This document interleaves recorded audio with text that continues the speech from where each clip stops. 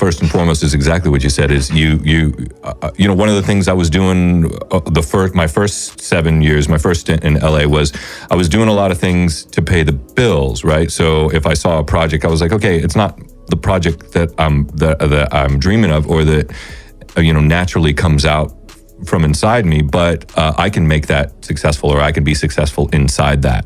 And I think what happens is then there's a certain level of sacrifice that you do to either have the gig or continue to keep the gig. And the blessing that happened with Vintage Trouble was we got in a room, and the first time we got in a room, it was like, we don't give a fuck if anybody comes out to see us at all. Yeah. The reason why we're in here in this room is there's 4 guys that we were like, we're just going to do the music that we want to do, that we like. Because at the time, in 2010, there was a lot of just sort of formulaic, everybody was playing to tracks. And I think what happens is it's sort of like, I heard somebody say that they're not even teaching cursive in school anymore, right? They're not? Right. No, it's minimal, right? They don't teach it anymore. Okay, so that's a perfect example of, for me, what I was kind of alluding to, which is if you don't have to get the basics, and if there's a computer that is going to automatically do all the calculations for you, you don't have to learn how to do like long division and stuff like that. Well, we all came from a time where you sat in a room for 12 hours trying to learn how to do that the bass line from 777-9311, which I'm still trying to learn how to do, right, or from Hair, from Larry Graham or whatever. And I think when when there are computers now that can do that for you and get you out on, get you out in front of people, it removes a little bit of the sort of natural passion that would have to come from the fact that you've devoted your life to the craft. Maybe you can put the passion in a different way, but there's other things that help aid that to where you don't actually have to do it. Mm-hmm. And I'll sort of, talk about the difference between a musician and a DJ. Yeah, well, sure. Well, I would never. Hip hop has that problem with trap music now. How it's transitioned over the air. Well, now with all the computers and it's real easy. It's not about your lyrics anymore. It's about the melody, and mumble rap. Yeah, the right. beat, and then your lyrics are like third afterwards and whatnot. And it's just like they don't. It kind of has watered down the value of it and whatnot. And like he said, there's no passion in it. There's no love in it, because what they're doing, they're making what they think people already like. You're making what you don't give a fuck whether they like it or they don't. Matter of fact, I'm gonna make something I know you hate. Right? No, I won't. You know what I mean? But we got lucky because we did that with that attitude. We had a very fuck you attitude, and our first show, tons of people showed up. We got offered a weekly gig after our first show, and then before we knew it, we were playing 4 times a week in Los Angeles. We were getting paid and we had Los Angeles covered. We did 4 different locations. We did downtown. We did West Side. We did right in the middle, right here, kind of La Brea and like Melrose area, and then we did up in like what we called the Upper East Side, which is Los Feliz, and we had it kind of surrounded, but it just sort of took off, and I think that sort of that honesty and that authenticity shined through. And then we literally, the first gig that we had to cover 3 to 4 hours, and we had 8 songs.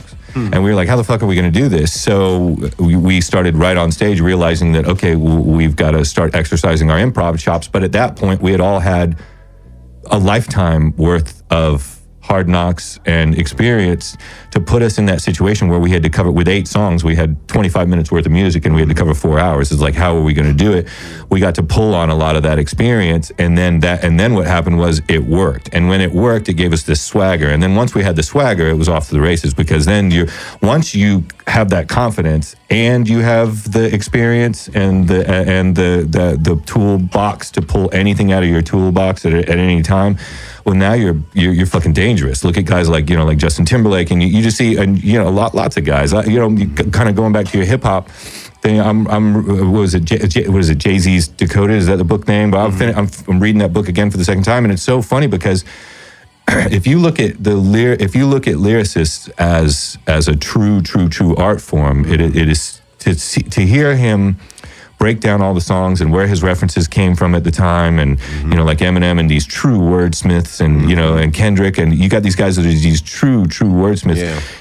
You realize that 10 hours in a room, 12 hours in a room, I'm talking about sitting there trying to learn 7, 7, 7, 9, 3, 11. It's the same thing with somebody else. But if you got a computer that's fucking spitting it out, or you got a rhyming dictionary online that's telling you some rhyme that's lame as fuck, it's going to be watered down. And I think that's where we wound up getting the passion, because we're doing shit that we really love, and people connect with that. Honestly, I think you know, contrived shit and faking it, people see through that really fast. Yeah. You know, so I think we just got lucky, and then we played so much that it just turned into like a badge of honor for us. If there wasn't blood on the stage, we hadn't done it. And we dress up, and we would always. I was gonna say, when did you guys put on the suits? Because I feel like that's when you became superheroes. It's so funny you say that. That's so cool. It was funny. I look. I'm a musical theater guy. If it's the performance, you're stepping into the role of that, and Clark Kent's leaving. Exactly. Yeah. It's funny that we equated it to putting on our sort of superhero costumes as well. It took a second. Like, we started off kind of wanting to be in that 50s and late 50s, early 60s fashion. We're all real fashion heads. But one of the things Ty was like take a look at Ike and Tina's band. And I was reading at the time, I was reading Keith Richards' book, and he was talking about going out on tour with Ike and Tina Turner. And he was like, the Stones would show up, and we'd be in kind of these like secondhand shirts and stuff like that. And Ike Turner's band would show up, and these motherfuckers would be clean, showing up to sound check, like they'd be clean, and they'd have another suit draped over their back for later for the show. That's awesome. And then and he was like, and Keith was like, I was always impressed by that, because there is something to your psyche when you present yourself, I think, in a way to where you have you've consciously put this on. You put intention behind your presentation, and I think a lot of that has to do with how your clothes feel from the inside. It's one thing if, okay, cool, hey, I'm gonna get a lot of attention, so I'm gonna put on a shiny sequins jacket. That's a Vegas approach to the presentation, and I think where we went with it was much more like, no, it was all based out of respect. Like, the fact that somebody was showing up and wanted to pay to see us, we're going to respect you, and so we dressed in a way that felt, respectful. Yeah. It's like, I can at least get up there and look good for you. Yeah. I'm gonna come in, and you play all these festivals, and no disrespect, I love feeling comfortable as well, but Ty had a way that he put it, and it's so perfect, like so many things that he puts into words, but he said that basically, we coined the phrase, come dressy, leave messy. And the fact was, when you show up and you're all put together, like, imagine you come to a wedding, right? But by the, then you get to the reception, and the ties kind of getting loose and shit like that. And then somebody spills wine all over the bride's dress or something, and somebody, roofies one of the groomsmen or something like that. And then it starts turning into a real party that you want to be at. I was like, this wedding's awesome. Yeah, exactly. Now you want to be there. And when you want to be there, you start rolling up your sleeves and shit. And you got fucking punch spilled all over your pants. And you leave there, and you're dragging your leg, and you got your one black eye, and you can't remember shit. And you're like, okay, now it was a fun time. So you have a way of wiggling.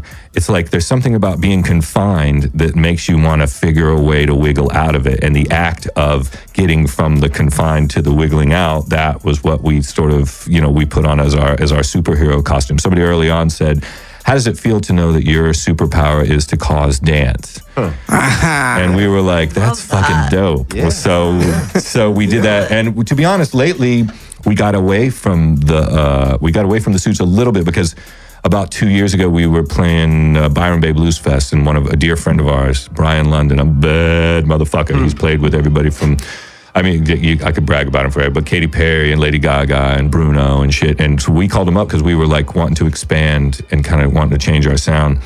And we were like, yo, man, can you give us a referral for like a keyboard player that can sing and come out with a piano player and keyboard organ player? And he was like, motherfucker, why don't you ask me? And we're like, well, we don't think we can afford you. And he's like, well, shit, man. He's like, y'all are some bad motherfuckers. I want to go out with you. So he went out, but he was like, but look, I got to tell you, my thing is more Jimi Hendrix. And he's like, well, my thing is late 60s. And to that point in time, we were late 50s, early 60s, kind of where we were sitting.